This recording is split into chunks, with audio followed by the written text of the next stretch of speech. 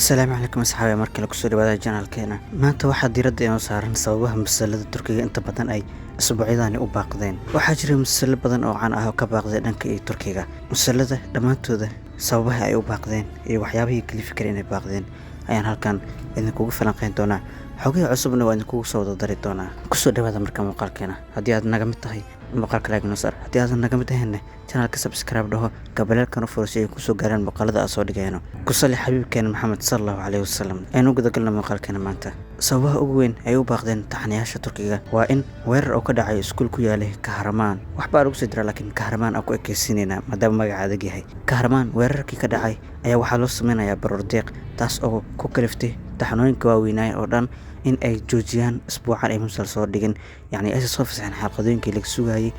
si baroor deeqaasi looga qayb qaato meesha waxaa ku dhintay caruur fara badan taasoo kaliftay caruurtaas in baroor deeq lagu sameeyo saas awgeedna loo joojiyay taxaniyaasha weerar ka dhacay iskuulkaasi aan naftooda galabsatay caruur fara badan oo markaasi soo korayay bal aan isla fiirino masalada la joojiyay waxa ugu horeeya Kudus Orhan waa la joojiyay waxa kale oo la joojiyay Ashraf Taag waa la joojiyay mas Ashraf Riya waxa kale oo la joojiyay Yaratli waa la joojiyay waxa kale oo la joojiyay Maxamed Faatax waxa kale oo la joojiyay Kisrajik Sarabti miyamasa ismaan dhaaf iskada Soomaali ismaan dhaaf ay yaqaanaan waxa kale oo la joojiyay tashkilaad ama abaabul ama hawlgarka sirdoonka saa u taqaanaba waxa kale oo la joojiyay mas'alo kala badan jira laakiin kuwaas lama soo turjumin marka haddii aan magacooda ku dareerana waa kan ayagana sidaan way Gonol Dagi Jannatin Chokoglari mid la dhahayo iyo waxa kale oo la baajiyay magaalada fog ama Uzak Shahir iyo yana ka tagin iyo midka oo isbuucan siin la baajiyay waxa waaye Safdigim Sensin ama waxa tahay qofka ugu horeeya jeclay ama waxa tahay jecelkii ugu horeeya iga sax hadii aan qaltay magaciisa dokumentiga ugu soo qoran sidoo kale waxa jira kuwa weyn ayagana oo ah Halef iyo waxa kale oo la joojiyay midkan dambigii uu xamiyamsa u bixiyay dambiga oo sababaan Murad Lidrim iyo HMA maala gabadha magaceed ma xasuusto laakiin Leila musulku ugu dambeysay jilis Leila la dhahay iyo sidoo kale waxa la joojiyay Tashajak Bodanis ama jacayl qoto dheer mid lagu magacaabo dhaqtar kaas oo asagana mar dhow bilowday waxaana ku jira ninkii Alas la dhahay iyo waxa kale oo waday gabadhii ku jirto ismaan dhaaf bilowgii xalqadii seasonadii ugu horeeyay ninka idin sheegayna Baarish in uu soo wado filim ama taxane ugu dambeyn waxa noqday filim waxaana la soo wada gabar la yiraahdo Zainab waxaana isla maalgelinaya Turkiga iyo Sacuudiga oo ayaga ayaa isla soo wada saarayo ugu dambeyn waxa noqday filim waana warkii maalintii muuqaalkii ugu dambeysay aadin soo taminay masaa'idin keenay ugu dambeyn waxa noqday filim labadaas ayaan ku xarakay doonaa ninkan filimka ugu dambeeyay uu sameeyay waxa ahaa Dashad Bay mid kale jiray gabar isla wadeen Handam yaa mid la dhahay balse kaas wili ma wala arkinba laakiin Dashad Bay ayuu ahaa mid ugu dambeeyay oo shashadiisa ka soo muuqda ninkan haddana midkan ayuu saxiixday ama ninka taxanwaan la ka arkayna sidii oo ku soo baxay filimkiisa warka ugu weyn uguna muhiimsan waa Tashajak Bodanis inuu dhamaan doono waxaana ku dhamaan doonaa xalqada 31 balse warka kaga sii farxad badan wuxuu yahay in uu yeelo doono inuu yeelo doono season 2 oo seasonka wuxuu ku dhamaanayaa 31 waxaana sii yeelan doonaa season 2 oo ka sii ambaqaadi doono sheekada meeshiisa waxaan rajaynayaa in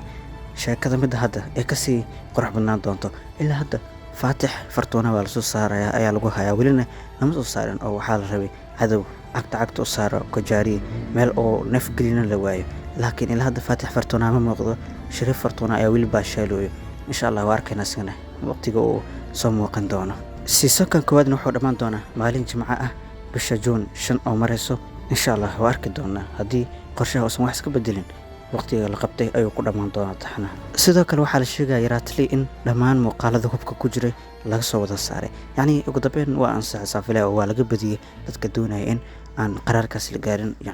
hubka iyo waxaas aan taxanaha laga saarin laakiin hadda waxay u muuqataa in Yaratli musalka ahay wixii hub ku jira laga saari doono oo hadda waxaan u maleynayaa in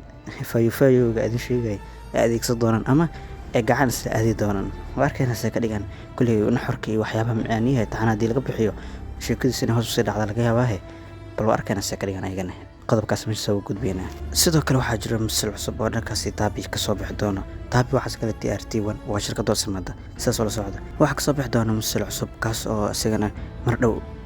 la shaaciyay ugu dambeyn waxaa jili doona jilayga Bragdinis ma aha Bragdinis kamidkii oo ma haya oo ku jiray taxaniyaasha kala duwan sida kii labada waji ku jilayay ninkaas maaha kan waa kii ku jiray godka waliba jilay kan adeer ku ahaay yamaan ku jafaalimiya kala adeerku ahay cungiray maxaa adigu sharaxa sawirkiisa u jeediinbo qofkii fahmo uu fahmo Soomahan atirishada ku helinaysa ayadana waa Ajem taas oo ayadana ku caan baxday magaca Holifera ama Nolifera oo ku jirtay taxanaha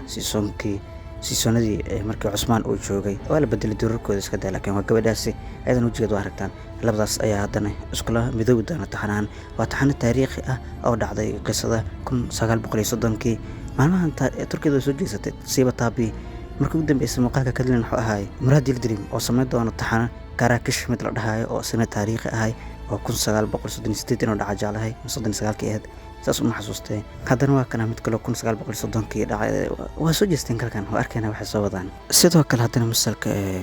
ku laabana isagana ku baaqdo kamid ah laakiin xaga ka jirto waxa misalka wixii dambiga asagana waxa la sheegay inuu dhamaan doono June 20keeda oo ka dambeeyay doona tashjak Putrish shantido dhamaana balse kan 15 maalin kadib oo dhamaan doona 3 xalqin oo kasii dambeynaya oo egtahay asagana wuxuu dhamaan doonaa 20ka June waxaa arki doonaa asigana in seasonkiisa koowaad oo dhamaanaya 20ka June oo yeelo doona season 2 kaas oo asigana la sugayo ku dhawaad waxaa iibsadaa dhammaystirkan 100 dal oo kamid caalamka sheekadiisana waa laga helay waana la soo dhaweeyay Murad Yildirimna oo ku jira oo isku jir Turki iyo Carab isku jir marka kaasaya kan season 2 loo sameeyo doona akhbaar xun iyo akhbaar wanaagsan maanta waadin falanqeyn oo inta idinku gamgama waxaa jirta xana kale oo signaad waxay badan oo ay maalgelinayso qamar Al-Qamar production oo laga sii deey doono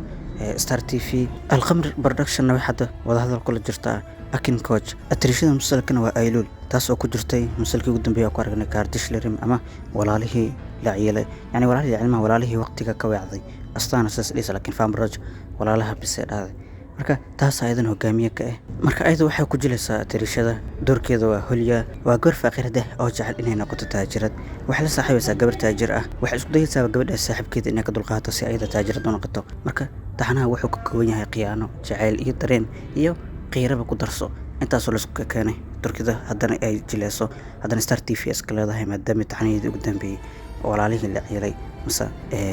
saybsisler qaabka ah waa aragteen marka insha Allah waxa arkayna wax wanaagsan ka soo bixi doonaan haddii aad naga mid ahayn ku soo dhawo channelkan waa channelkaaga subscribe dhaw gabalkan u furashay ku soo garan muuqaalada soo dhigano waxaan idin leeyahay marka sidaas iyo nabadgelyo inta ka kulmayna muuqaalkan muuqaalkiisa xiga